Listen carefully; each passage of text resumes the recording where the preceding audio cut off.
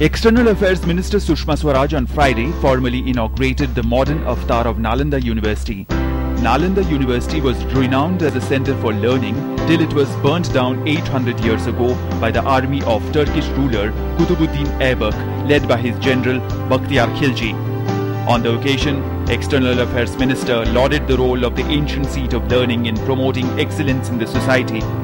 She said the new Nalanda will revive the tradition and connect other countries with India. Nalanda contributed deeply to connectivity between India and the broader region. Nalanda was the bridge and Nalanda was the fountain. A new Nalanda University will seek to revive that tradition.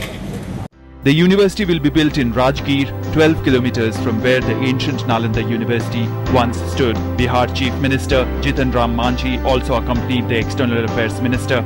Senior BJP leader and former Deputy Chief Minister Sushil Kumar Modi was also present on this occasion. Classes at the university started on 1st of September with 15 students and half a dozen faculty members. It attracted over 1,000 applications from around the world. The fully residential university will be completed by 2020. It will have 7 schools, all for postgraduate and doctoral students, offering courses in science, philosophy, spirituality and social sciences. Nalanda University had been set up following a 2010 Special Act of Parliament. The state government of Bihar had handed over 443 acres of the sprawling land acquired from local people to the university. Japan and Singapore are financing the construction work. The state government is also cooperating in the revival of this ancient heritage. जिस समय university को मदद करने वाले बाहर के लोग तैयार होंगे, हम इन्वेस्टमेंट के रूप में 100 एकड़ जमीन दे करके हम फैसिलिटेट करेंगे कि किस प्रकार से वो आगे बढ़ें. Originally, the university was established in the 5th century AD by Gupta kings.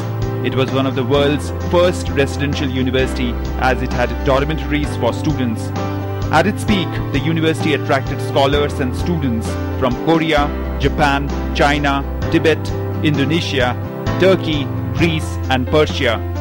It accommodated over 10,000 students and 2,000 teachers.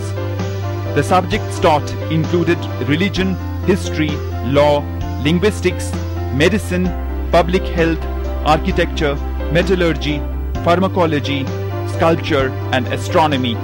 Bureau Report, DD News.